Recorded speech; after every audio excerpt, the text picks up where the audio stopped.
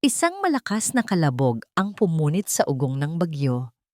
Napatalon si Aluna mula sa kanyang kinauupuan. Ang tasa ng kape ay halos tumapon sa maliit na lamesang yari sa kawayan. Ang puso niya'y agad na kumabog ng mabilis, hindi dahil sa kulog, kundi dahil sa tunog na yon. Isang tunog ng pagbagsak, marahas at hindi natural. Napahawak siya sa kanyang dibdib. Si Raya. Agad siyang tumakbo papasok sa maliit na silid. Doon, sa ilalim ng manipis na kumot, ay mahimbing na natutulog ang kanyang 6 na taong gulang na anak. Ang kanyang mundo, ang kanyang lahat. Ang payapang mukha nito, ang tanging kalma sa gitna ng unos na humahagupit sa kanilang maliit na kubo sa Baryo Amihan. Ligtas siya. Salamat sa Diyos. Pero ang tunog na yon, hindi siya mapakali. Dahan-dahan na parang may sariling isip ang kanyang mga paa, lumapit siya sa bintana. Sumilip siya sa siwang ng kurtinang gawa sa katsa. Sa gitna ng walang tigil na buhos ng ulan at panakanakang liwanag ng kidlat, mayroon siyang naaninag. Isang bulto. Isang hugis sa gilid ng maputik na daan na hindi dapat nandoon. Hindi ito sanga ng puno o naligaw na hayop. Ito ay hugis tao. Isang matalim na kidlat ang gumuhit sa kalangitan at sa saglit na liwanag na yon, kinumpirma ng kanyang mga mata ang kinatatakutan ng kanyang isip. Isang lalaki. Nakahandusay, hindi gumagalaw. Ang unang pumasok sa isip niya ay ang isara ng mas mahigpit ang bintana, patayin ang ilaw at magpanggap na wala siyang nakita. Huwag kang makialam, Aluna. Iyon ang sigaw ng kanyang utak. Mapanganib. Delikado. Ngunit paano kung kailangan nito ng tulong? Paano kung nag-aagaw buhay ito? Muli niyang sinilip si Raya at isang kaisipan ang sumampal sa kanya. Paano kung ang sarili niyang anak, balang araw, ang mangailangan ng saklolo mula sa isang estranghero? Anong klaseng mundo ang iiwan niya para dito kung pati siya ay magbubulag-bulagan sa kapwang nangangailangan? May kung anong humila sa kanyang puso. Ang awa, ang konsensya. Kinuha niya ang isang lumang kapote at ang debateryang flashlight. Handa na siyang buksan ang pinto nang may kumatok, mabilis at malakas, halos kasabay ng tibok ng kanyang puso. Aluna, buksan mo to? Boses iyon ni Cora, ang kanyang matalik na kaibigan at kapitbahay. Agad niyang binuksan ang pinto. Cora, anong ginagawa mo dito? Ang lakas ng bagyo. Ikaw dapat ang tinatanong ko niyan. Sagot ni Cora, basang-basa at humahangos. Nakita kita sa bintana. Huwag mong sabihing lalabasin mo yang yan. Itinuro ni Cora ang direksyon ng lalaking nakahandusay. Nababaliw ka na ba? Paano kung masamang tao yan? Baka magnanakaw o mas malala pa. Paano kung hindi? Mahinang sagot ni Aluna. Paano kung kailangan niya ng tulong? Hindi ko kayang matulog ng mahimbing ngayong gabi kung alam kong hinayaan ko siyang mamatay dyan, Cora. May anak ka, Aluna. Isipin mo si Raya. Kaya ko nga to ginagawa. Mariing sabi ni Aluna. Higit pa para sa sarili niya kaysa kay Cora. Bantayan mo si Raya para sa akin. Sandali lang. Titingnan ko lang. Bago pa man makatutol si Cora, humakbang na si Aluna palabas sa unos. Ang bawat hakbang ay isang pakikipaglaban. Ang hangin ay malakas na itinutulak siya paatras. Ang putik ay kumakapit sa kanyang mga tsinelas, nagbabantang higupin siya. Itinutok niya ang flashlight sa daan. Doon, sa wakas, narating niya ito. Isang lalaki. Nakasubsob ang mukha sa putik. Ang mga mamahaling damit, isang polo shirt at slacks na halatang hindi pang baryo, ay punit-punit at basang-basa. Maingat niya itong iniharap. Guwapo ang mukha nito, matangos ang ilong, at makapalang kilay. Ngunit puno ng mga galos at putik. Walang malay. Sinubukan niyang kalabitin ito. Kuya! Kuya! Gising! Walang sagot. Sa buong lakas na kaya niyang ibigay, kinaladkad niya ang lalaki. Mabigat ito. Bawat pulgada ng pag-usad ay parang 1 kilometro.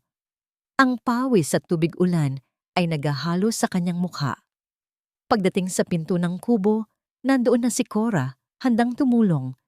Pinagtulungan nilang ipasok ang lalaki at inhiga sa isang banig sa sahig. Kukuha ako ng maligamgam na tubig at bimpo, sabi ni Aluna. Nanginginig pa rin. Habang hinuhubad ni Cora ang basang sapatos ng lalaki, sinimulan naman ni Aluna na punasan ang putik at dugo sa mukha at braso nito. Nang umabot siya sa tagiliran nito, kung saan may pinakamalaking mantsa ng dugo sa damit, napansin niya ang isang kakaibang butas. Dahan-dahan niyang itinaas ang polo shirt. Napasinghap siya at napaatras. Ang bimpo ay nahulog mula sa kanyang kamay. Hindi iyon sugat mula sa isang aksidente o pagkakabagsak. Maliit iyon, bilog, at maitim sa paligid. Isang butas ng bala. Diyos ko! Bulong ni Cora, nanlalaki ang mga mata. Aluna, anong pinasok natin? Ang takot ay gumapang sa buong katawan ni Aluna, malamig at mabigat. Tama si Cora. Isang malaking pagkakamali ito. Ang kanyang mga mata ay natarantang tumingin sa kabuuan ng lalaki na para bang naghahanap ng iba pang kasagutan. At doon, sa kamay nito, isang bagay ang kumislap sa liwanag ng gasera, isang singsing na gawa sa puting ginto. Sa gitna nito ay may nakaukit na isang simbolo, isang eleganteng letrang V na napapalibutan ng mga dahon ng laurel. Hindi ito ordinaryong tao. Ang lalaking ito ay hindi lang basta biktima. Siya ay isang target. At sa pagpapasok niya sa taong ito, sa kanyang tahanan, sa mundong ibinabahagi niya sa kanyang anak, hindi lang siya nagligtas ng isang buhay. Maaaring sinentensyahan niya rin ang sa kanila. Isang matinding kirot sa tagiliran ang unang gumising sa kanya. Sinundan iyon ng mabigat na pakiramdam sa kanyang ulo na parang may bakal na nakapulupot dito. Dahan-dahan niyang iminulat ang kanyang mga mata. Ang unang bumungad sa kanya ay hindi pamilyar, nakisaming gawa sa nipa. Saan ako? Sinubukan niyang bumangon, ngunit isang mas matinding kirot ang pumigil sa kanya. Napadaing siya ng mahina. Dahan-dahan lang. Isang boses, mahinahon at malambing. Mula sa gilid ng kanyang paningin, isang anino ang gumalaw. Isang babae. May dala itong mangkok na umuusok pa. Agad na umakyat ang kaba sa kanyang dibdib. Sino siya? Kaibigan o kaaway? Wala siyang maalala. Ang isip niya ay isang blangkong papel. Wala siyang pangalan, walang nakaraan. Tanging ang sakit na gumuguhit sa kanyang katawan. Huwag kang matakot, sabi ulit ng babae, na para bang nabasa nito ang pangamba sa kanyang mga mata. Ligtas ka dito. Inilapag nito ang mangkok sa isang maliit na bangko at tinulungan siyang unti-unting umupo. Inaalalayan ang kanyang likod ng mga unan. Sa paggalaw niya, naramdaman niya ang benda na nakapalibot sa kanyang tagiliran. Doon pala nanggagaling ang pinakamatinding sakit. Ako si Aluna. Pagpapakilala nito. Nakita kita sa daan kagabi. Walang malay. Tinitigan niya ito. Ang mukha ni Aluna ay simple lang. Walang kolorete. Ngunit may angkin itong ganda na nakakapagpakalma. Ang mga mata nito ay puno ng sinserong pag-aalala. Sino ako?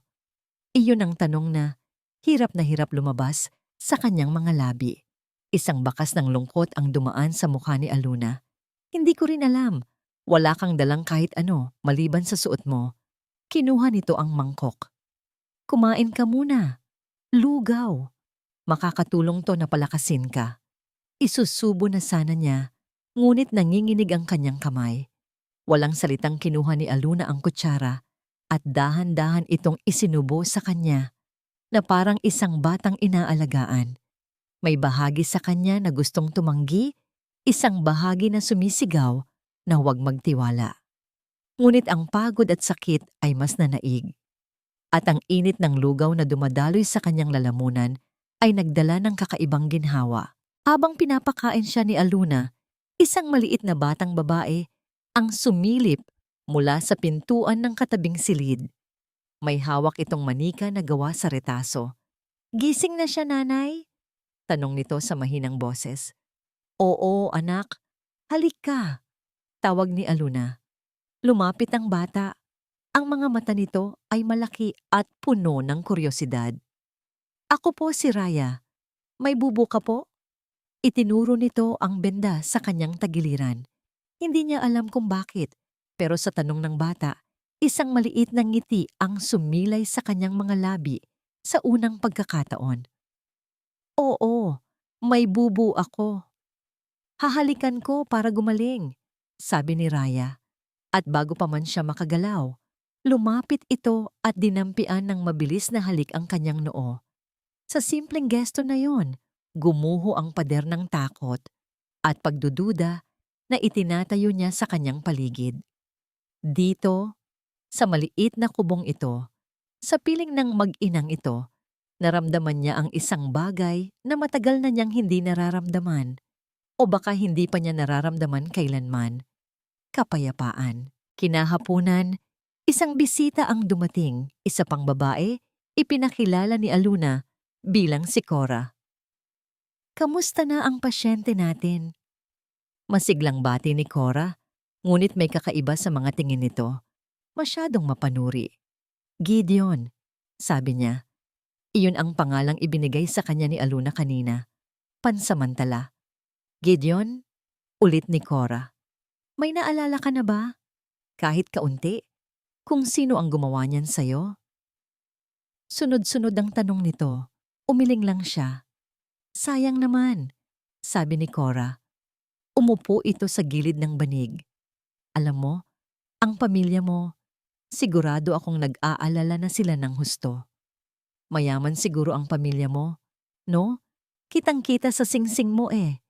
Napatingin siya sa singsing sa kanyang daliri, ang letrang V na nakaukit dito. Wala itong ibig sabihin sa kanya. "Siguradong malaking pera ang pinag-uusapan, kaya may gustong pumatay sa'yo," patuloy ni Cora. "Hindi ka dapat nagtatago dito. Delikado para kina Aluna. Dapat ipaalam na natin sa pulis." "Cora, tama na." Saway ni Aluna. Nagpapahinga pa siya. Umalis si Cora. Makalipas ang ilang sandali, ngunit naiwan sa hangin ang tensyon na dala nito. Ang mga tanong nito ay parang mga tinik na bumaon sa isip niya. Tama ito.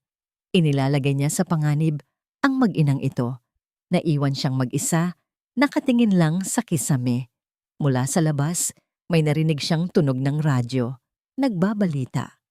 Hanggang nga ngayon ay hindi pa rin natatagpuan ang nag-iisang tagapagmana ng Valeriano Group na si Mr. Gideon Valeriano matapos ang isang bigong pag-assassinate noong kasagsagan ng bagyo.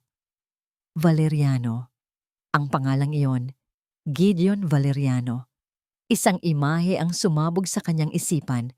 Salamin ng kotse na nababasag, ang nakakasilaw na ilaw ng kasalubong na sasakyan, at isang malakas na putok ng baril. Napahawak siya sa kanyang ulo. Isang matinding sakit ang biglang kumirot. Mas matindi pa kaysa sa kanyang sugat.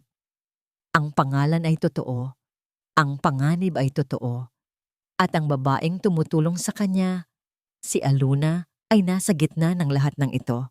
Ilang araw ang lumipas na may dalang kakaibang kapayapaan. Unti-unting lumalakas si Gideon. Nakakakain na siya ng mag-isa at nakakalakad na rin sa loob ng kubo. Ang mga araw nila ay napupuno ng mga simpleng bagay.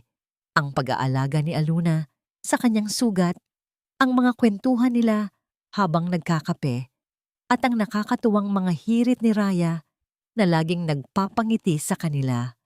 Sa mga sandaling iyon, halos makalimutan ni Aluna ang panganib na dala ng lalaki. Ang nakikita niya lang ay si Gideon. Isang taong may mabuting puso na nasaktan. Isang taong nagpapasalamat sa bawat simpleng pag-aaruga na ibinibigay niya. Isang kislap ang nagsisimulang mabuhay sa kanyang puso. Isang bagay na matagal na niyang ibinaon at kinalimutan. Isang hapon, habang tinuturuan ni Aluna si Raya na gumuhit sa labas ng kanilang bakuran, Naramdaman niyang may mga matang nakatingin sa kanila. Pag-angat niya ng tingin, natigilan siya. Sa dulo ng kanilang munting hardin, sa may puno ng mangga, may isang lalaking nakatayo. Matangkad. Pamilyar ang tindig. Ang paraan ng pagkakatayo nito ay parang isang alaalang biglang binuhay muli. Dahan-dahan itong humakbang palapit. Bawat hakbang nito ay parang isang dagundong sa nananahimik na mundo ni Aluna. Ang lapis na hawak niya ay nahulog sa lupa. Aluna, ang boses na yon. 7 taon na ang lumipas, pero kilalang kilala pa rin niya. Ang boses na minsan ay naging musika sa kanyang pandinig at kalaunan ay naging dahilan ng kanyang mga pagluha. Leo, halos pabulong niyang sagot. Nanay, sino po siya? Tanong ni Raya na nagtago sa likod niya. Hindi makasagot si Aluna. Ano ang sasabihin niya? Anak, siya ang tatay mo. Ang tatay na nang iwan sa atin nang hindi man lang lumilingon. Lumuhod si Leo para magpantay sila ni Raya. Isang malungkot na ngiti ang gumuhit sa kanyang mga labi. Ako ang papa mo, Raya. Ang mga salitang yon ay parang punyal na sumaksak sa puso ni Aluna. Papa, ngayon lang niya naisipang bumalik para maging isang ama? Sakto namang lumabas si Gideon mula sa kubo. Marahil ay narinig ang kanilang pag-uusap. Huminto ito sa tabi ni Aluna. Ang presensya nito ay tila isang pader na biglang itinayo sa pagitan nila ni Leo. Agad na nag-iba ang timpla sa mukha ni Leo nang makita si Gideon. Ang lungkot sa kanyang mga mata ay napalitan ng pagdududa at tensyon. Tumayo ito. Sino siya? Tanong ni Leo. Ang boses ay matigas. Direkta itong nakatingin kay Gideon. Isa siyang kaibigan. Mabilis na sagot ni Aluna. Gideon! Pakilala ni Gideon. Inilahad ang kamay. Simple lang ang boses nito, pero may bigat. Hindi iyon tinanggap ni Leo. Ang mga mata ng dalawang lalaki ay nagtagpo. Isang matalim na sukatan ng lakas. Si Leo, ang multo ng nakaraan. Si Gideon, ang panganib ng kasalukuyan. At si Aluna, kasama ang anak niya, ay nasa gitna. Aluna, kailangan nating mag-usap. Sabi ni Leo, hindi inaalis ang tingin kay Gideon. Tayong dalawa lang. May pag-aalangan, ngunit pumayag si Aluna. Pumasok muna sila ni Raya sa loob, kasama si Gideon na tahimik na nagbabantay. Pagkatapos ay muli niyang hinarap si Leo sa labas. Bakit ka bumalik, Leo? Pagkatapos ng 7 taon, bakit ngayon pa? Puno ng hinanakit na tanong niya. Dahil nasa panganib kayo, diretsong sagot ni Leo. Ang pagiging seryoso nito ay nagpatigil sa galit ni Aluna. Hindi ako basta umalis, Aluna. Pinalayas ako. Tinakot. Sinabihan akong layuan ka kung gusto kong manatili kang ligtas. Napakunot ang noo ni Aluna. Ano ang ibig mong sabihin? May nakita akong hindi ko dapat makita. Maraming taon na ang nakalipas. Isang transaksyon. Mga taong makapangyarihan. Mga taong gumagamit ng apelyidong Valeriano. Nanlamig ang buong katawan ni Aluna sa narinig. Valeriano. Ang apelyidong nakaukit sa singsing ni Gideon. Narinig ko sa balita, patuloy ni Leo, na may gulo sa pamilyang yan, na may pinaghahanap silang tao. Nag-aalala ako na baka balikan nila ang mga dating koneksyon, ang mga tulad ko. Bumalik ako para siguraduhing ligtas kayo ni Raya. Pero hindi ko inaasahan na ang mismong gulo ay nasa pamamahay mo na pala. Bago pa man makasagot si Aluna, isang tunog ang pumukaw sa kanilang atensyon. Isang tunog na hindi karaniwan sa kanilang baryo. Ang ugong ng isang mamahaling makina. Mula sa dulo ng kanilang daan, isang sasakyan ang dahan-dahang gumapang palapit. Kulay itim. Makintab. Ang mga bintana nito ay tinted. Hindi mo makita kung sino ang nasa loob. Ang itsura nito ay parang isang itim na pusa na handa ng Manila sa gitna ng kawan ng mga inosenteng manok. Ang alikabok sa daan ay tila gumigiwang sa pagdaan nito. Ang mga kapitbahay ay nagsisilabasan sa kanilang mga bintana. Nagtataka. Huminto ang sasakyan, direktang sa tapat ng kubo ni Aluna. Hindi na ito babala. Hindi na ito isang aksidente sa gitna ng bagyo. Sinusundo na nila kung ano o sino ang pag-aari nila. Nakatayo si Gideon sa may bintana, tahimik na pinagmamasdan ng itim na sasakyan. Bawat hibla ng kanyang pagkatao ay sumisigaw ng isang salita. Panganib. Kahit hindi pa niya ganap na naaalala ang lahat, mayroong isang bahagi sa kanya. Isang likas na pakiramdam na hinubog ng kanyang nakaraan, na nakakakilala sa banta kapag kaharap na niya ito. Bumukas ang pinto ng sasakyan. Isang lalaking nakasuit, malaki ang katawan, at may peklat sa kilay, ang lumabas. Si Marcus, ang pinakatapat na aso ng kanyang ina. Sa pagkakita pa lang dito, isang malinaw na alaala ang bumalik sa kanya. Ang mukha ni Marcus sa salamin ng kanyang kotse. Isang malamig na ngiti bago ang pagputok ng baril. Hindi ito rescue. Isa itong pagtatangkang tapusin ang hindi nila natapos. Agad siyang lumingon kina Aluna at Leo na kasalukuyan ng pumapasok sa loob. Ang kanilang mga mukha ay puno ng takot at pagkalito. Pumasok kayo sa silid, bilis! Utos niya. Ang boses ay kalmado, ngunit may bigat ng awtoridad na ngayon lang ulit niya naramdaman. Ano man ang mangyari, huwag kayong lalabas. Hinarap ni Aluna si Gideon. Ang mga matay nangingilid ang luha. Sino sila, Gideon? Hinawakan ni Gideon ang kamay ni Aluna. Malamig iyon. Mga tao mula sa dati kong buhay. Ako na ang haharap sa kanila. Pangako, hindi ko hahayaang masaktan kayo. Sa tingin na yon, isang pangunawa ang nabuo sa pagitan nila. Isang tiwalang isinilang sa gitna ng panganib. Tumango si Aluna at isinama si Raya at ang nag-aalangang si Leo papasok sa kwarto. Huminga ng malalim si Gideon at binuksan ang pinto. Nakatayo na si Marcos sa harap ng kubo.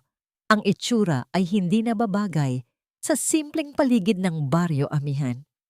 Sa likod nito ay dalawa pang malalaking lalaki.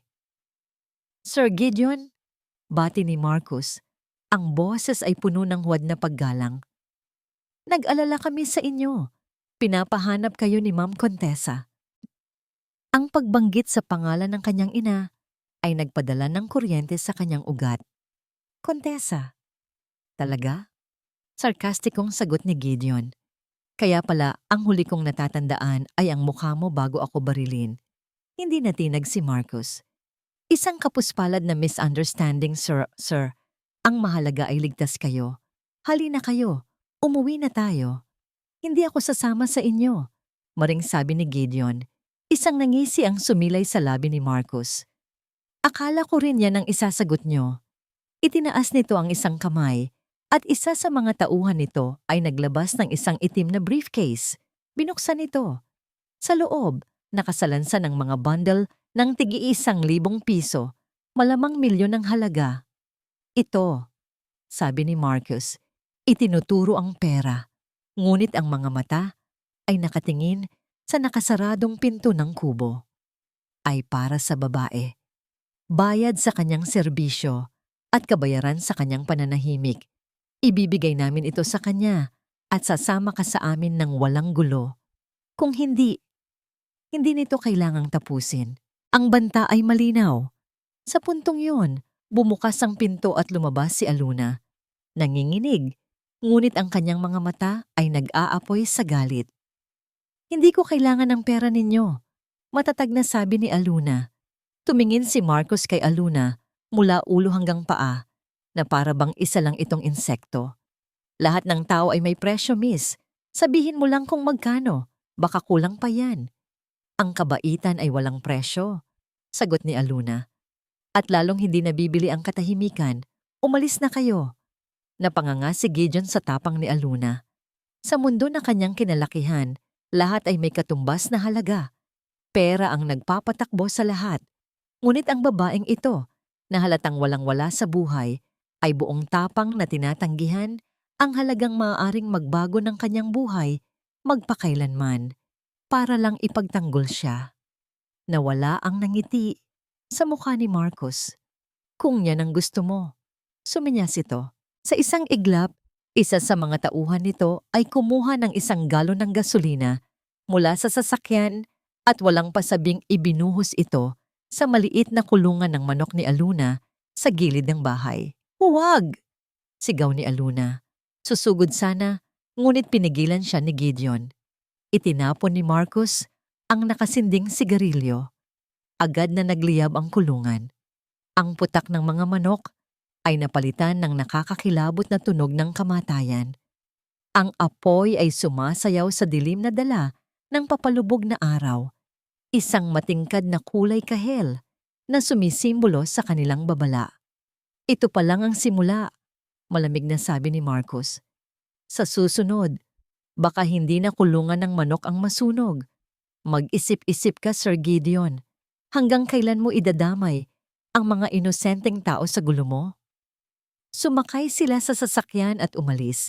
Iniwan ang 3, si Gideon, si Aluna at si Leo na kalalabas lang mula sa silid na nakatayo sa harap ng nagliliyab na paalala. Ang usok ay humahalo sa hangin, kasabay ng amoy ng nasusunog na kahoy at ng isang pangakong hindi pa tapos. Ang katahimikan ay nabasag at ang presyo nito ay nagsisimula pa lang singilin. Nakatitig lang si Aluna sa nagliliyab na kulungan. Ang init ng apoy ay parang sampal sa kanyang mukha, ngunit wala itong panama sa apoy ng galit at takot na nagsisimulang kumain sa kanyang puso. Ang mga manok na iyon ang maliit niyang pinagkakakitaan para sa pang-araw-araw na gastos nila ni Raya. Ngayon, abo na lang ang natira. Isang babala. Iyon ang malinaw na mensahe. Aluna, ayos ka lang? Tanong ni Gideon. Ang boses ay puno ng pagkakasala. Hindi siya sumagot. Sa halip na payuko siya at ang mga luhang kanina pa niya pinipigilan ay sunod-sunod na pumatak. Naramdaman niya ang pagyakap sa kanya ni Gideon. Isang pagyakap na nagsasabing patawad. Ngunit sa mga sandaling iyon, pati ang yakap na yon ay parang nagdadala ng panganib. Gabi na nang dumating si Cora. Dala-dala ang balita ng nasunog na kulungan na mabilis kumalat sa kanilang maliit na baryo. Aluna, nabalitaan ko ang nangyari. Sabi nito, niyakap siya ng mahigpit. Diyos ko, sinasabi ko na nga ba? Mula pa lang nung una, alam kong panganib lang ang dala ng lalaking yan. Umupo sila sa loob ng kubo. Si Gideon ay tahimik lang sa isang sulok. Ang kanyang presensya ay mabigat at puno ng tensyon. Si Leo naman ay nakabantay sa natutulog na si Raya sa silid. Tingnan mo! Bulong ni Cora. Sapat lang para marinig ni Aluna. Kasalanan niya ang lahat ng ito. Kung hindi mo siya pinulot, hindi sana mangyayari to. Payapa sana ang buhay natin. Ang mga salita ni Cora ay parang lason na unti-unting kumakalat sa isip ni Aluna. Tama siya. Bago dumating si Gideon, simple lang ang buhay niya. Mahirap, pero payapa. Anong gagawin ko, Cora? Tanong ni Aluna. Ang boses ay basag. Makinig ka sa akin. Kaibigan kita kaya ayoko kayong mapahamak. Sabi ni Cora, hinawakan ng kanyang mga kamay. Ang pagkakahawak nito ay mahigpit, halos masakit. Yung mga taong yon, mga Valeriano, hindi natin sila kaya. Makapangyarihan sila. Kung pera ang gusto nila, o kung gusto nilang bawiin ang lalaking yan, ibigay mo na. Para sa kapakanan ni Raya. Tumingin si Aluna kay Gideon. Nakayuko ito. Ang mga siko ay nakapatong sa tuhod. Ang mukha ay nakatago sa kanyang mga palad. Mukha itong talunan. Mukha itong nag-iisa. Pero paano siya? Mahinang tanong ni Aluna. Papatayin nila siya, Cora. At mas gugustuhin mo yon kaysa si Raya ang mapahamak? Diretsong tanong ni Cora. Ang tanong na yon ay parang isang suntok sa sikmura ni Aluna. Si Raya, ang anak niya. Siyempre, gagawin niya ang lahat para dito. Hindi ko alam, nalilitong sagot ni Aluna. Isipin mo, Aluna, patuloy ni Cora. Kilala mo ba talaga siya? Sigurado ka bang mabuti siyang tao? O baka ginagamit ka lang niya para pagtaguan? Ang mga mayayaman. Sanay yan manloko ng mga taong tulad natin. Baka kapag nakuha na niya ang gusto niya, iiwan ka rin niya. Ang huling pangungusap ay tumagos. Iiwan ka rin niya. Katulad ng ginawa ni Leo noon. Tumayo si Gideon na para bang hindi na niya kayang marinig ang mga sinasabi ni Cora. Magpapahangin lang ako sa labas, sabi nito at lumabas ng kubo. Sinundan siya ng tingin ni Aluna. Ang kanyang puso ay nahahati. Ang isang bahagi ay gustong maniwala sa kabaitang nakikita niya kay Gideon. Ngunit ang isa pang bahagi, ang bahagi ng isang ina na natatakot para sa kanyang anak, ay sinasabihan siyang makinig kay Cora. Nang gabing iyon, hindi siya makatulog. Pinagmamasdan niya si Raya na payapang natutulog. Ang inosenteng mukha nito ang nagpapaalala sa kanya kung ano ang nakataya. Kinabukasan, sinubukan siyang kausapin ni Gideon. Aluna, pangako, aayusin ko to, sabi nito. Hahanap ako ng paraan para hindi na kayo madamay. Ngunit ang mga salita niya ay parang hangin na lang. Ang laso ng pagdududa na itinanim ni Cora ay nagsisimula ng mag-ugat. Tanging isang tango lang ang naisagot niya bago tumalikod. Naramdaman niya ang bigat sa tingin ni Gideon habang papalayo siya. Hindi niya nakita, sa kabilang kubo, si Cora na abalang nagte-text sa kanyang lumang cellphone. Ang mga daliri nito ay mabilis na nagtatype. Ang mukha ay walang emosyon. Ayaw pa rin pumayag. Mukhang kailangan niyo nang gumawa ng mas mabigat na hakbang. Kailangan ko na ng pera para sa nanay ko. Pagkatapos ipadala ang mensahe, binura niya ito. Tumingin siya sa direksyon ng kubo ni Aluna at isang malamig na anino ang dumaan sa kanyang mga mata. Isang aninong nagtatago sa likod ng maskara ng pagkakaibigan. Ang sumunod na gabi ay dumaan na may dalang mabigat at nakakabinging katahimikan. Walang masyadong nagsasalita. Si Gideon ay nanatili sa isang sulok. Alam na anumang sabihin niya ay hindi makakatulong. Si Leo naman ay laging nasa malapit. Ang kanyang presensya ay isang tahimik na paalala ng nakaraan at isang babala para sa hinaharap. Si Aluna naman ay abala sa pag-aasikaso kay Raya. Ginagamit ang pagiging ina bilang panangga sa kaguluhang namumuo sa kanyang isip at sa kanyang tahanan. Hating gabi na nang mangyari ang lahat. Isang malakas na kalabog sa pinto ang gumising sa kanilang lahat. Hindi ito katok. Isa itong marahas na sipa na halos ikatanggal ng sira-sirang pinto mula sa bisagra nito. Sa isang iglap, bumukas ito at pumasok ang tatlong lalaking nakatakip ang mukha. Ang isa sa kanila ay si Marcus. Ang peklat sa kilay nito ay kitang-kita sa liwanag ng gasera. Oras na para umuwi, Sir Gideon, malamig na sabi ni Marcus. Naitulak ni Aluna si Raya sa likod niya. Ang katawan niya ang nagsilbing pader. Ang takot na naramdaman niya noong una ay wala kumpara sa purong lagim na gumagapang sa kanya ngayon. Ito na yon. Ang kinatatakutan niya. Bago pa man makakilos ang mga lalaki, isang anino ang sumugod mula sa dilim. Si Leo. Hindi niyo siya makukuha, sigaw ni Leo, at buong tapang na sinuntok ang isa sa mga tauhan ni Marcus. Nagsimula ang isang desperadong laban. Si Leo, kahit nag-iisa, ay lumaban na parang hayop na sinusukol para protektahan ang kanyang pamilya. Nakipagsabayan siya, ginamit ang lahat ng kanyang lakas, ngunit tatlo sila laban sa isa. Gideon, Aluna, tumakbo na kayo, sigaw ni Leo habang nakikipagbuno. Iligtas niyo si Raya. Narinig ni Gideon ang utos. Walang pag-aalinlangan. Hinila niya si Aluna. Aluna, halika na. Ngunit hindi makagalaw si Aluna. Nanonood siya, paralisado, habang pinagtutulungan si Leo. Nakita niya kung paano ito sinuntok sa sikmura, sinipa sa tagiliran. Nakita niya ang dugo na dumaloy mula sa labi nito. Leo! Sigaw niya. Ang puso ay nadudurog. Umalis na kayo! Paulit-ulit na sigaw ni Leo. Ang boses ay humihina na. Isang malakas na hampas ng 2x2 sa likod ang tuluyang nagpabagsak kay Leo sa sahig. Walang malay. Ang tunog ng pagbagsak ng katawan ni Leo ang tila gumising kay Aluna. Ito na ang huling pagkakataon nila. Kinalong niya si Raya na umiiyak na sa takot at kasunod ni Gideon, sumugod sila palabas sa likurang pinto.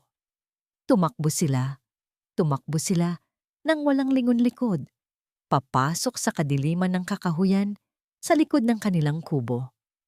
Ang mga sanga ay humahampas sa kanilang mukha.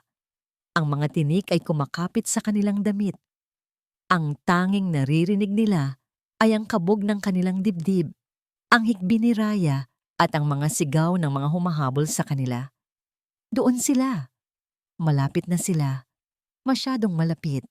Nang makahanap sila ng isang malaking puno ng akasya, saglit silang nagtago sa likod nito para habulin ang kanilang hininga.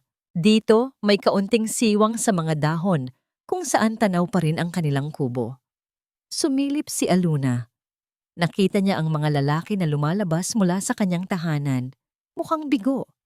At pagkatapos, nakita niya ang isang bagay na nagpadurog sa kanyang mundo nang higit pa sa nasirang pinto, sa nasunog na kulungan o sa duguan nilang sahig. Mula sa kabilang kubo, lumabas si Cora. Maingat itong lumapit kay Marcus.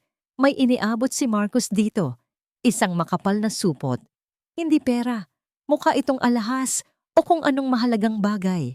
Tinanggap ito ni Cora. Ang mukha ay walang emosyon sa liwanag ng buwan. Pagkatapos, tumingin si Cora sa direksyon ng kakahuyan. Sa isang saglit, sa gitna ng kadiliman, nagtama ang kanilang mga mata. Nakita ni Aluna ang lahat sa mga matang iyon, ang pagkakasala, ang pagsisisi, at ang malamig na katotohanan ng kanyang pagtataksil. Ang kanyang matalik na kaibigan, ang kanyang naging kapatid, ang ninang ni Raya. Siya ang Judas. Isang impit na hikbi ang kumawala sa lalamunan ni Aluna. Isang tunog ng pusong ganap na nawasak. Hinila siya ni Gideon palayo, palalim sa gubat, palayo sa kanyang nasirang tahanan, palayo sa kanyang nawasak na tiwala. Wala na silang bahay na babalikan, wala na silang kaibigang masasandalan. At sa likod nila, naiwan ang isang lalaking nagsakripisyo ng sarili, na ang kalagayan ay hindi nila alam.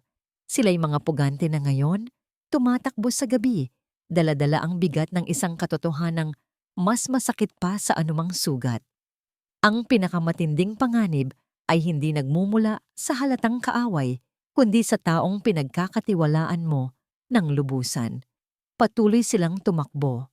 Ang tanging gabay nila ay ang sinag ng buwan na sumisilip sa mga dahon at ang tanging nagtutulak sa kanila ay ang purong adrenaline na dumadaloy sa kanilang mga ugat. Nasa bisig ni Gideon ang umiiyak na si Raya, habang si Aluna ay tahimik na sumusunod sa kanyang likuran. Ang bawat hakbang ay mabigat, ang mukha ay blanko. Mas masakit pagmasdan ng kanyang pananahimik kaysa sa kanyang mga luha. Ang pagtataksil ni Cora ay pumatay sa isang bahagi ng kanyang kaluluwa at nakikita yon ni Gideon. Ang bawat tahimik na hakbang ni Aluna sa putikan ay isang paalala sa kanya. Kasalanan ko ito. Dinamay ko sila. Ang bigat ng pagkakasala ay parang isang malaking bato na pumipiga sa kanyang dibdib. At sa bigat na yon, isang bagay sa kanyang isipan ang biglang bumigay. Isang paderang gumuho. Ang mga blangkong espasyo sa kanyang alaala ay biglang napuno ng mga imahe, mabilis, marahas, at malinaw. Isang safe na bakal, mga lumang dokumento, isang folder na may markang Amihan Project, mga titulo ng lupa, mga listahan ng pangalan, mga pirma. Ang mukha ng kanyang ina, si Contessa Valeriano, sa kanyang opisina. Malamig, walang emosyon. Anak, negosyo yan, sabi nito. May mga kailangang isakripisyo para sa mas malaking bagay. Ang legasya ng pamilyang ito ay itinayo sa matatalinong desisyon, hindi sa awa. Pagnanakaw ito, ina. Kinuha niyo ang mga lupain ng mga taong walang kalaban-laban. Sigaw niya noon. Pinrotektahan ko ang kinabukasan mo.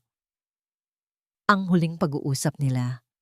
Ang kanyang banta na ibubunyag ang lahat. Ang malamig na tingin sa mga mata ng kanyang ina. Isang tingin na nagsasabing, kaya nitong gawin ang lahat para mapanatili ang kapangyarihan. Ang lahat ay bumalik sa isang masakit na bugso. Hindi lang ang tangkang pagpatay sa kanya, kundi ang dahilan, ang maruming sikreto ng kanilang yaman. Ang pundasyon ng imperyo ng mga Valeriano ay itinayo sa mga ninakaw na pangarap ng mga mahihirap na tao, mga tao mula sa Baryo Amihan. Dito, sabi niya, humihingal, nakakita siya ng isang lumang istruktura sa gitna ng kakahuyan, isang abandonadong kapilya gawa sa bato at kahoy na kinakain na ng panahon. Dito muna tayo magtago. Sa loob, amoy lupa at lumang kahoy, ngunit ligtas sila sa ngayon. Ibinaba niya si Raya na nakatulog na sa pagod at takot. Binalingan niya si Aluna na nakaupo sa isang lumang bangko, nakatingin sa kawalan. Umupo siya sa tabi nito. Aluna, hindi ito lumingon. Naaalala ko na, sabi niya. Naaalala ko na ang lahat. Ikinuwento niya ang bawat detalye. Ang tungkol sa mga dokumento. Ang tungkol sa Amihan Project. Ang katotohanan na ang mismong lupang kinatitirikan ng bahay ni Aluna, ng buong baryo nila, ay parte ng ninakaw na yaman ng kanyang pamilya. Ikinuwento niya ang pagharap niya sa kanyang ina at kung bakit nito gustong ipatahimik siya habang buhay. Dahan-dahang lumingon si Aluna, ang blangkong ekspresyon ay napalitan ng pagkabigla, pagkatapos ay ng isang mabagal na apoy ng galit. Kaya pala, bulong nito, kaya pala ganun na lang ang interes nila sa lugar na to. Hindi na lang ito tungkol kay Gideon, tungkol na ito sa kanilang lahat, sa kanilang mga tahanan, sa kanilang mga buhay. Tumayo si Gideon, ang sakit sa kanyang tagiliran ay wala na kumpara sa bigat ng katotohanan. Ngunit kasabay ng bigat na yon ay isang bagong damdamin ang umusbong, determinasyon. Hindi na ako tatakbo, Aluna, mariin niyang sabi. Hindi na ako magtatago. Masyado nang maraming nasaktan. Masyado nang maraming nawala. Lalabanan ko sila. Paano? Tanong ni Aluna. Isang maliit na kislap ng pag-asa ang nabuhay sa kanyang mga mata. Mayroon akong isang kakilala sa kumpanya. Si Attorney Robles. Siya ang abogado ng aking ama. At alam kong hindi siya sang-ayon sa mga pamamalakad ng aking ina. Kailangan ko siyang matawagan. Kailangan kong makuha ang kopya ng mga ebidensya. Pero paano? Wala silang telepono. Wala silang pera. Sila'y mga pugante. Habang nag-iisip sila ng susunod na hakbang, isang tunog mula sa labas ng kapilya ang nagpatigil sa kanilang paghinga. Ang mga yabag, dahan-dahan, paika-ika. Agad na hinawakan ni Gideon ang isang piraso ng nabaling kahoy, handang lumaban. Itinayo niya si Aluna sa likod niya. Dahan-dahang bumukas ang pinto ng kapilya, gumagawa ng isang nakakakilabot na tunog. Isang anino ang pumasok. Sugatan, marumi, ngunit nakatayo. Leo, bulong ni Aluna, puno ng gulat at ginhawa. Bumagsak ang piraso ng kahoy mula sa kamay ni Gideon. Buhay siya. Ngumiti ng bahagya si Leo, kahit na may dugo pa sa gilid ng kanyang labi. Akala nyo, ganun lang kadali akong patumbahin. May kinuha ito mula sa loob ng kanyang jacket. Isang maliit at luma ng notebook. Ang mga pahina ay kulay dilaw na. Nang umalis ako 7 taon na, ang nakalipas, sabi ni Leo. Ang boses ay pagod ngunit matatag. Hindi lang takot ang dala ko. Ipinakita niya ang notebook. Isinulat ko ang lahat. Ang petsa, ang plate number ng mga sasakyan, ang mga pangalang narinig ko. Lahat ng nasaksihan ko sa transaksyon na yon, itinago ko to sa lahat ng mga taon na to dahil alam kong balang araw, babalik sila. Inabot niya ang notebook kay Gideon. Hindi na lang ito alaala o mga dokumento na nasa kamay ng kaaway. Hawak na nila ngayon ang isang piraso ng katotohanan. Isang matibay na ebidensya. Ang bakas ng katapangan na itinago ng nakaraan ay handa ng gamitin para sa laban ng kasalukuyan. Pinunit ni Leo ang isang piraso ng kanyang damit para itali at linisin ang mga sugat sa kanyang braso habang ang lahat ay nakapalibot sa maliit na notebook. Para itong isang banal na kasulatan sa gitna ng kanilang kawalan ng pag-asa. Kailangan nating makuha ang atensyon ng media at ng pulisya ng sabay-sabay. Sabi ni Gideon, ang kanyang isip ay gumagana na parang CEO ulit. Ang notebook ni Leo ay matibay, pero salaysay pa rin ito ng isang tao. Kailangan natin ng isang bagay na hindi nila matatanggi, isang pag-amin mula mismo kay Contessa Valeriano. Pero paano? Tanong ni Leo. Bantay sarado ang babaeng yon. Dito, si Aluna, na kanina patahimik, ay nagsalita. Ang kanyang boses, bagamat mahina, ay may bigat ng isang desisyon na nabuo mula sa sakit at galit. Kailangan ng isang taong makakalapit sa kanya, sabi niya. Isang taong hindi niya paghihinalaan, isang taong hindi niya kilala. Lahat ng mata ay napunta sa kanya. Nababaliw ka na ba, Aluna? Hindi. Agad natutol ni Leo. Masyadong delikado. Mas delikado kung wala tayong gagawin. Matatag na sagot ni Aluna. Tinitingnan si Leo ng diretso sa mata. Leo, tinaya mo na ang buhay mo para sa amin. Gideon, handa kang kalabanin ang sarili mong pamilya. Ako naman, hindi na ako yung babaeng nagtatago lang sa likod ng anak niya. Ninakawan nila tayo. Sinaktan. Tinraidor. Oras na para sila naman ang matakot. Isang plano ang nabuo sa loob ng malamig na kapilya. Isang plano na desperado at mapanganib. Ngunit ito lang ang baraha na meron sila. Nalaman nila mula sa isang lumang dyaryo na naiwan sa kapilya na magkakaroon ng isang malaking charity ball sa mansyon ng mga Valeriano sa susunod na 2 araw. Maraming caterer at extra staff ang kakailanganin. Ito ang kanilang pagkakataon. Ginamit ni Gideon ang natitirang kaalaman niya sa sistema ng kanilang kumpanya para makahanap ng butas sa tulong ng nag-iisang payphone sa kasunod na bayan na pinuntahan ni Leo ng palihim. Nagawa ni Gideon na makontak si Attorney Robles.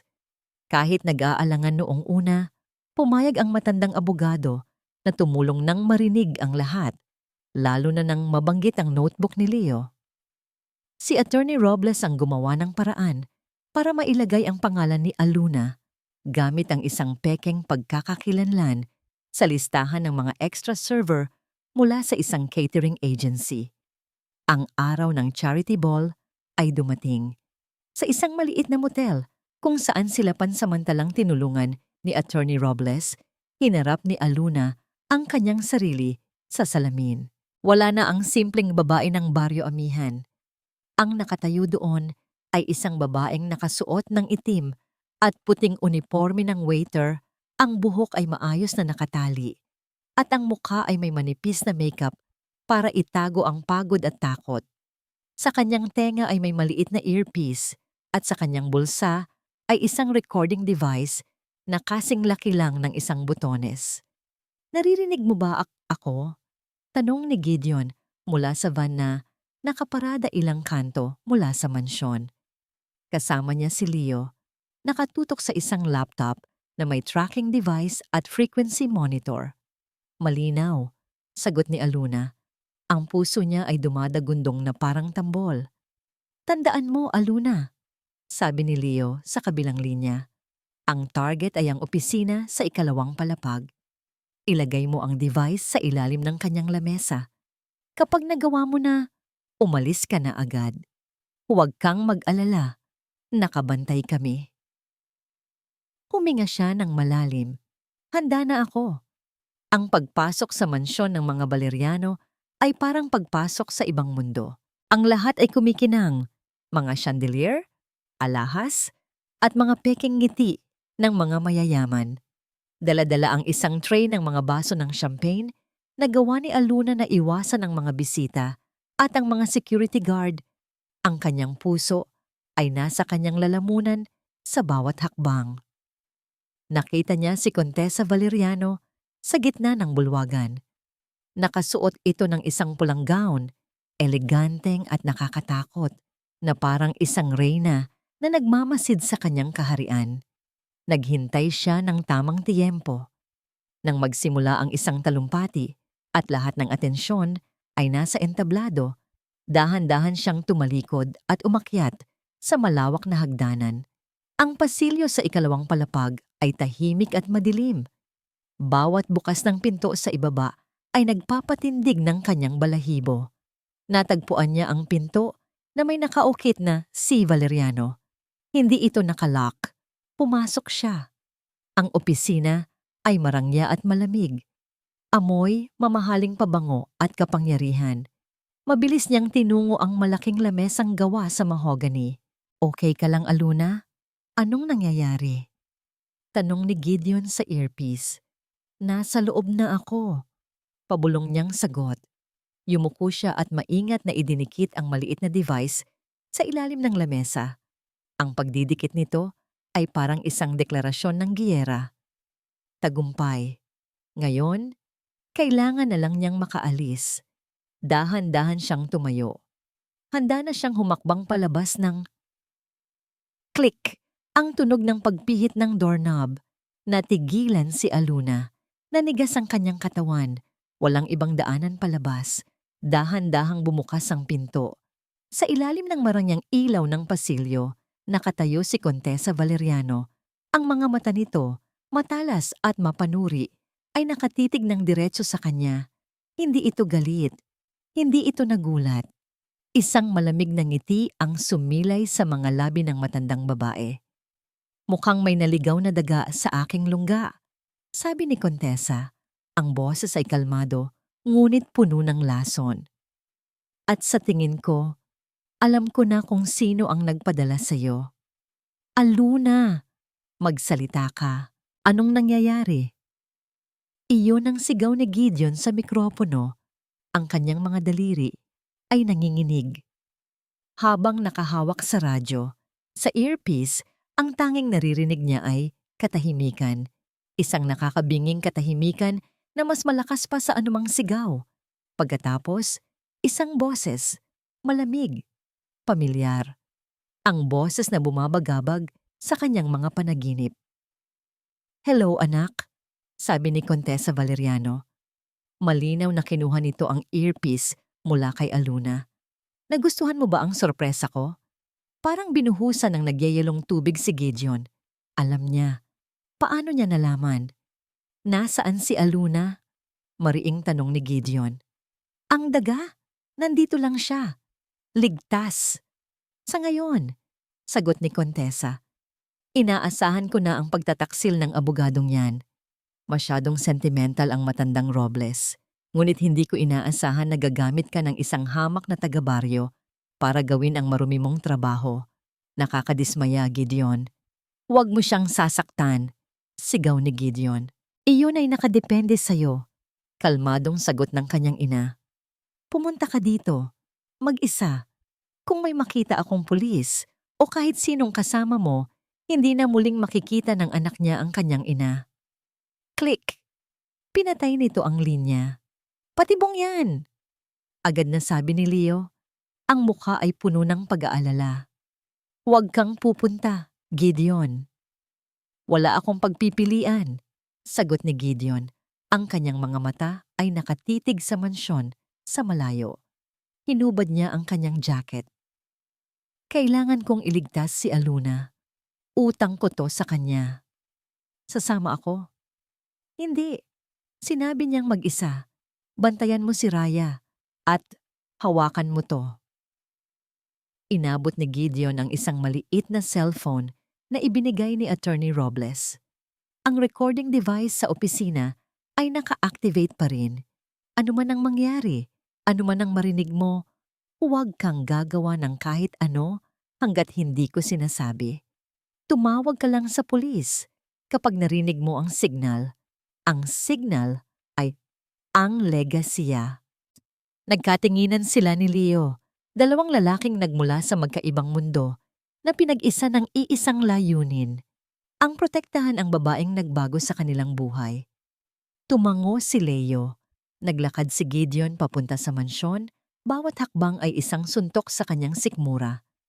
Ang mga security guard ay parang naghihintay na sa kanya. Hinayaan siya niyang makapasok ng walang tanong. Dinala siya ng mga ito papunta sa opisina.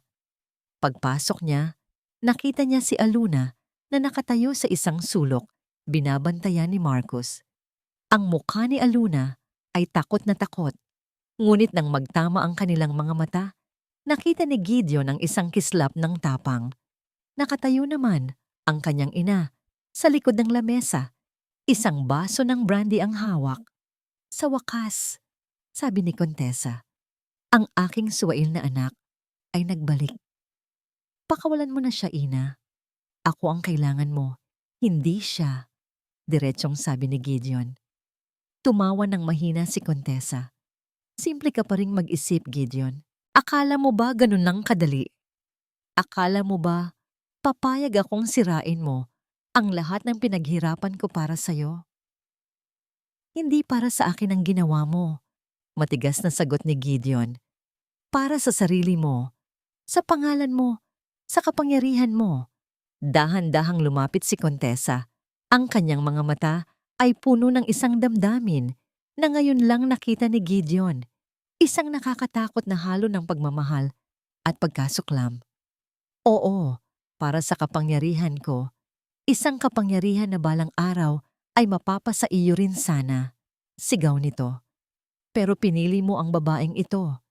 Pinili mo ang mga basura mula sa baryo na yan kaysa sa sarili mong ina, sa sarili mong dugo. Dahil tinuruan niya ako ng isang bagay na hinding-hindi mo itinuro sa akin. Sagot ni Gideon, ang boses ay nanginginig sa pigil na emosyon.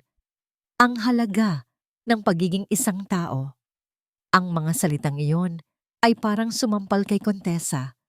Nawala ang kanyang pagkakalmado. Ang mukha niya ay nagpakita ng purong galit at sakit. Kung ganoon, bulong nito, ang boses ay parang ahas. Kung mas pinipili mo sila kaysa sa akin, kung handa kang sirain ang ating pamilya, kung ganoon, wala ka na ring silbi sa akin. Humakbang ito pabalik sa kanyang lamesa at binuksan ang isang drawer. May kinuha itong isang maliit na baril na kulay pilak. Itinutok niya ito. Hindi kay Aluna, direktang sa puso ni Gideon. Nanlaki ang mga mata ni Aluna. Huwag! Nang isilang kita, ako ang nagbigay sa'yo ng buhay, malamig na sabi ni Contessa. Kung sisirain mo lang din naman ang buhay na ibinigay ko sa'yo, nararapat lang na ako rin ang kumuha nito pabalik. Sa van, naririnig ni Leo ang lahat. Ang kanyang mga kamay ay nanginginig, naghihintay sa signal. Tumingin si Gideon sa mga mata ng kanyang ina. Wala na ang pagmamahal, wala na ang lahat. Tanging isang malamig at desperadong babae na handang pumatay para sa kanyang kapangyarihan. Ginawa mo ang lahat ng ito para protektahan ang iyong legasya. Hindi ba, ina? Tanong ni Gideon. Ang kanyang boses ay malinaw at matatag. Sa kabila ng baril na nakatutok sa kanya, iyon na, ang signal. Oo, sagot ni Contessa. Isang butil ng luha ang pumatak mula sa kanyang mata. Ito ang aking legasya. Bang! Isang malakas na putok ang umaling-ungaw sa loob ng opisina. Ngunit hindi si Gideon ang bumagsak. Mula sa pintuan, sumugod si Leo at sa likod niya ay mga pulis na armado. Bago pa man makalabit ni Contessa ang gatilyo, isang pulis na ang bumaril sa braso nito, dahilan para mabitawan nito ang baril. Natapos na. Napatingin si Gideon kay Aluna na tumakbo palapit sa kanya. Sa gitna ng kaguluhan, ng pagsigaw ng mga pulis at ng pag-aresto sa kanyang ina, ang tanging nakikita niya ay ang luhang mga mata ni Aluna. Mga luhang hindi na ng takot, kundi ng ginhawa. Ngunit habang dinadampot ng mga pulis si Contessa na sumisigaw at nagwawala, napatingin ito kay Gideon sa huling pagkakataon. At sa mga mata nito, nakita niya ang pinakamasakit na katotohanan. Hindi galit, hindi pagsisisi, kundi kawalan. Ang isang ina na nawalan ng anak, hindi dahil sa kamatayan, kundi dahil sa sarili nitong mga kamay. 6 na buwan ang lumipas. Ang hanging humahampas sa Baryo Amihan ay tila mas magaan, mas malinis. Ang dating takot na bumabalot sa kanilang komunidad ay napalitan ng isang bagong pag-asa, isang bagong simula na sinasabayan ng pagsikat ng araw tuwing umaga. Ang balita tungkol sa pagbagsak ng imperyo ng mga Valeriano ay naging laman ng bawat pahayagan at programa sa telebisyon sa loob ng maraming linggo. Si Contessa Valeriano, kasama si Marcus at ang iba pa nilang tauhan, ay nilitis at nahatulang makulong habambuhay para sa iba't ibang kaso, mula sa attempted murder hanggang sa malawakang land grabbing. Si Cora, bilang kapalit ng mas magaan na sentensya, ay tumestigo laban sa kanila. Hindi na siya muling nakita ni Aluna, ngunit sa puso niya, matagal na niyang pinatawad ang dating kaibigan. Nauunawaan na ang desperasyon ay nagtutulak sa mga tao na gumawa ng mga bagay na hindi nila inaakala. Si Gideon, sa tulong ni Attorney Robles, ay ginawa ang isang bagay na hindi inaasahan ng lahat. Itinanggi niya ang natitirang mana na para sa kanya. Sa halip, ginamit niya ang lahat ng legal na paraan upang unti-unting isauli ang mga lupain na ninakaw ng kanyang pamilya sa mga tunay na may-ari nito. Isang maaraw na hapon, nakatayo si Aluna sa tapat ng kanilang bagong itinayong bahay. Hindi na isang maliit na kubo, kundi isang simpleng bahay na gawa sa kahoy at semento. Sapat na para sa kanilang tatlo. Pinanood niya si Raya na masayang naghahabulan ng mga paru-paro sa hardin. Malalim ang iniisip mo. Napalingon siya. Si Leo. May dala itong 2 baso ng malamig na buko juice. Inabot nito ang isa sa kanya. Iniisip ko lang kung gaano kabilis magbago ang lahat. Sagot ni Aluna. Isang maliit na ngiti ang sumilay sa kanyang mga labi. Nagbago dahil sa katapangan mo. Sabi ni Leo. Dahil sa inyong lahat. Umupo sila sa bangkong kahoy sa ilalim ng puno ng mangga sa parehong lugar kung saan sila muling nagkita. Ang tensyon sa pagitan nila noon ay napalitan na ng isang komportabling katahimikan, isang pagkakaibigan na nabuo mula sa respeto at pagpapatawad. Pinili ni Leo na manatili sa Baryo Amihan, hindi para pilitin ang isang pag-ibig na tapos na, kundi para buuin ang isang bagay na mas mahalaga, ang kanyang relasyon bilang ama kay Raya. At sa mga nakalipas na buwan, naging isa siyang tunay na ama sa paraang hindi niya kailanman nagawa noon. Maya-maya, isang pamilyar na anino ang dumaan sa tarangkahan. Si Gideon. Wala na ang bakas ng isang bilyonaryo. Ang suot niya ay simpleng pantalon at puting t-shirt. Ang kanyang mga kamay ay may kalyo na, resulta ng pagtulong sa mga taga-baryo sa pag-aayos ng kanilang mga sakahan. Ngunit ang ngiti sa kanyang labi habang papalapit siya ay mas totoo at mas maningning kaysa sa anumang alahas na isinuot niya noon. Tito Gideon! Masayang sigaw ni Raya at tumakbo ito para salubungin siya. Binuhat siya ni Gideon at hinalikan sa pisngi. Hello, prinsesa. Lumapit ito sa kanila. Tumango ito kay Leo. Isang tango ng pagkakaibigan, ng pag-unawa. Walang selos, walang kompetisyon. Tanging respeto. Para sa'yo, sabi ni Gideon, at may iniabot kay Aluna. Isang sobre, binuksan ito ni Aluna. Sa loob, ang titulo ng lupa, ang lupa kung saan nakatayo ang kanilang bahay, ang lupaing minana pa niya sa kanyang mga ninuno bago ito nakawin. Ngayon, opisyal nang nakapangalan sa kanya muli. Salamat, Gideon, sabi ni Aluna. Ang mga mata ay nangingilid sa luha. Ako dapat ang magpasalamat sa iyo, Aluna. Sagot ni Gideon. Ang kanyang mga mata ay puno ng sinseridad. Tinuruan mo akong mabuhay muli. Tinuruan mo akong makita ang halaga ng mga bagay na hindi nabibili ng pera. Tumayo si Aluna. Sa harap nila, sa ilalim ng papalubog na araw, ang kalangitan ay nag-aagaw sa kulay kahel at lila. Pinanood nila si Raya na tumatawa habang sinusubukang abutin ang isang tutubi. Sa tabi nito ay si Leo, matiyagang nagbabantay. Isang pamilya. Hindi ito ang tipikal na pamilya na nakikita sa mga larawan. Binubuo ito ng mga taong nasaktan, nagkamali, at nagsakripisyo. Isang ina na natutong maging matapang. Isang ama na nagbabalik para itama ang kahapon. At isang lalaking binitiwan ang lahat para hanapin ang kanyang sarili. Hindi sila isang perpektong tatsulok ng pag-ibig. Sila ay isang bilog na nabuo at pinag-isa ng pagpapatawad, pag-asa at ng isang simpleng katotohanan na ang tunay na tahanan ay hindi isang lugar, kundi ang mga taong handang manatili sa tabi mo, lalo na pagkatapos ng pinakamalakas na bagyo. Ang gabi ay nagsimulang bumagsak, ngunit walang kahit sinong natatakot sa dilim. Dahil alam nila, sa Baryo Amihan, ang bawat paglubog ng araw ay isang pangako ng isang mas maliwanag na bukang liwayway.